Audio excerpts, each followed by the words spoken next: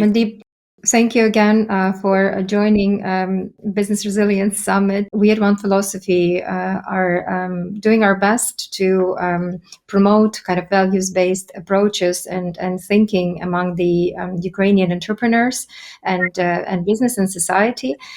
It was very interesting to go over your very detailed and very profound analysis in the book. Especially, I think we are grateful for the depth and the resonance of how you've analyzed Ukraine, and picked up on the nuances of how we view freedom. So I have sort of a list of questions that I think going over with you would be great for the Ukrainian audience. And first, would like to ask you how you have come to want to dedicate your career and analysis and research to values. What moved you, and when and how did you decide to focus on this? So firstly, thank you for having me. I really appreciate your interest, because I think that indeed Ukraine's quest for freedom shows this kind of level and ability of deep inquiry. So your interest in this book shows exactly that. So I think I was aware throughout life that whenever I wasn't making decisions according to my values, I would go off course or off piste. And so personally in my life, I saw that a lot, but I didn't really understand or comprehend it until I went to business school. And that was quite late in my career. I'd already been working for, let me think, at least a decade. And I've worked since for another decade after business school. And in that juncture of business school, I was lucky enough to have exposure to 3 different business schools. London Business School, and at that time I was based physically in Dubai. And then Harvard Business School in Boston, and MIT, also in the same locality. And through those schools, but most importantly, through the journey of one person. So there was a professor called Sumatra Ghoshal, who was based at London Business School. And one of the professors from Harvard Business School had come to visit London Business School. And together they would talk about values and how values fundamentally drove individuals and then shaped groups and institutions and companies and businesses. And they had begun a deep inquiry. And I then met Nitin Noria maybe 10 years after that.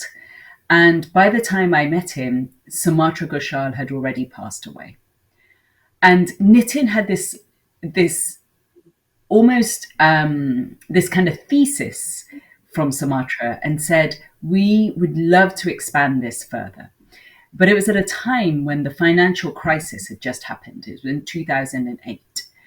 And business people's reputation was similar to used car salesmen. Like, we didn't have a reputation. How can we even trust business?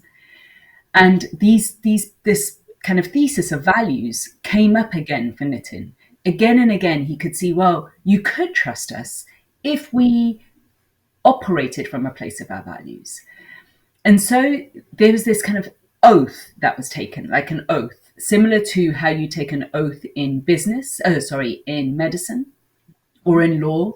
Before you become a lawyer, or before you become a doctor, you take a Hippocratic oath to say that I stand for the benefit of my patients before my own benefit, or I stand for the law and to do the right thing before just the client that I'm serving. And similarly in business, you could say, I stand to make a difference and to positively contribute to society, to the individuals that I'm serving, but more importantly, to the whole of community, so that all the shareholders and the stakeholders and the supply chain, all of us take this oath to say that we will uphold rigor, honesty, compassion, whatever values you decide you're going to uphold. And so this was called the MBA oath. And we students at that time started to take it at Harvard. Because it was called an MBA oath, we thought, well, why stop at Harvard? Let's take it back to London Business School.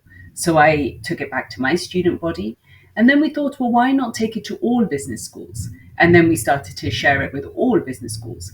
But then why should it stop at business schools? Business is being taught at universities at a master's level or at different levels. Why don't we take it to other campuses and other universities? But the time that it takes for those students to get into a position of real impact within their companies, it could be 20 years, 10 years, 30 years. So then we thought, why not work with the C-suite, with the top of companies right from the get-go? So then we went to the World Economic Forum and had the young global leaders adopt it. So these are business leaders who are already making an impact, and they're generally under 40. And so they started to take this oath. And they started to take it into their businesses. And we could see the transformative change that was already occurring when you kind of give your word to upholding your values. And so that's really how this inquiry, study, thesis, everything began. Can you tell us a little bit, from your experience of working with businesses, tell us a little bit about these transformations. What changes in business when they decide to embrace values or recognize what those values are, and how do they stand for them? When a company comes from a place of its values rather than from a place of its just profit, then you find that it motivates employees, staff, the supply chain, all the stakeholders at a much greater level. You feel as though it's actually something worth doing, because we've seen that when you're just coming from a material point of view or a money point of view, or profit or hard cash, that it's short-lived. So, for example, when Unilever, which is a global company, you would already expect it to be global, international, encompassing many, many good traits and good values. But when they became very strong and clear that sustainability, for example, was their real purpose or mission, then we found that even how people from university wanted to then go on to work for Unilever, the talent that they attract, or the companies that actually even that they attract to acquire, you felt proud to be to be acquired by someone like Unilever or an organization like Unilever, because you felt as though your values or your mission or your purpose was going to be protected and pursued and furthered. And we also find that young people really do come from a place of their values, even more so than our generation or the generation older ahead of us. Just maybe if we could expand a little bit on this issue of clarity on values, because there could be a view that once you're clear on your values, you will be very firm on them. And in a way, from your point of view, does it make you more resilient, or in times of certainty and change, it makes you less flexible? You don't just choose one or two values that you rigidly hold on to. You actively choose a balance of at least 5 values that you prioritize. So they give a sense, it's like a guiding North Star. They give a sense of what's important to you and where you wish to head. But there's also a range and a balance. And there's also a priority list, so that at times something will be more important than at other times. And already you can see that there's a balance horizontally and vertically within that, and a kind of a flexibility. So being adaptable is resilient.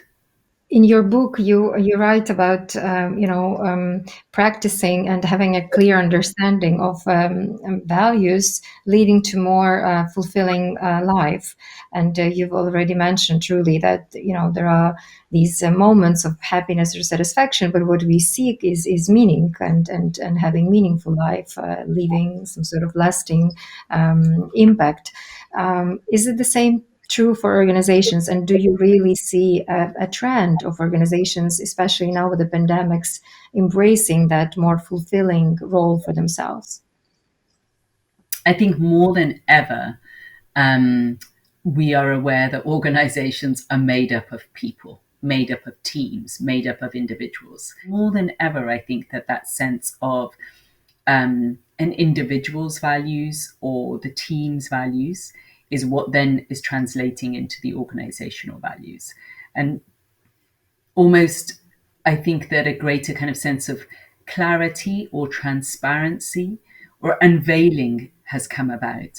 And quite the rapid change that we've already been through in how we perceive both ourselves, our way of working, and the industry or the organization that we work in. So there's a huge shift taking place, which is taking place much quicker than it would have done otherwise. And in this time, we are rewriting the rules that would suit us and our way of working or our way of living going forward better than it has done before. So in a way, the ability to clarify one's or the organizational values is one of the steps to make sure that you're staying on the course that you have identified for yourself. If you have a certain ambition, being clear on your values is going to help you get there in a more organized, maybe way. As you work with companies, you probably have seen some challenges or maybe mistakes on their way in how they were trying to, for example, create values-based organizations. I would say that one way of, to your point of failures and even avoiding failures, is to actually do this work of thinking about your values right from the get-go. Because the values then inform the actions you take or the goals you set. Sometimes, if you want to call it a mistake, we are very quick to say, this is our goal, or this is the objective. And we rush towards the objective, or we align all our kind of work processes, our projects, etc., according to the objective or the goal. But is that the actual right goal? We don't sometimes take the time to ask ourselves that question because we're so fixated on the goal. And what a values-based approach does is kind of avoid that.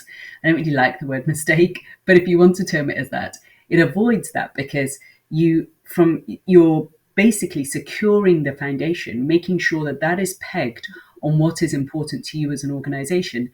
And then the goals are easier, are more aligned, are more harmonious, make more sense, can be communicated more effectively. All of that happens with a greater, it's just streamlined in a much more effective way because it's underpinned by the values. And this values process, which the books takes you through, doesn't take very long. It can be as short as 15 minutes.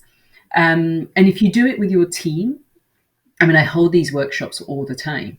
I've held them virtually, something that you could spend a week or two doing if you were to involve every employee or every member. You could take some time about it, but you could also do a deep dive inquiry over a day or 2 days retreat, or you could do a shorter workshop. However you go about it, the process is so worth doing because the outcomes are then, one, they emerge with ease, but two, they're underpinned in a way that people understand them and that you arrive at them with greater ease also.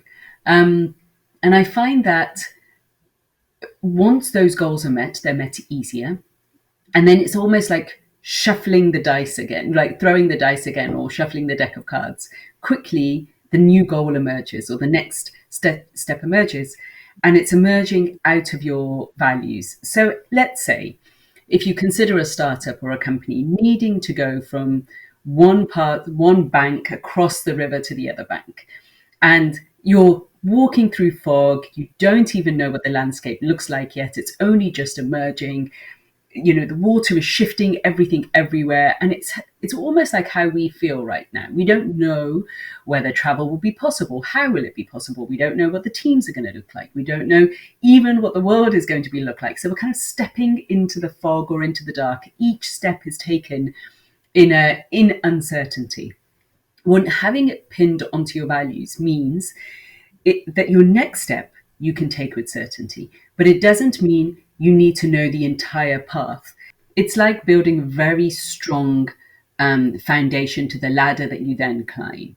And you know that ladder will be not just vertical, but also be able to move horizontally as your landscape moves.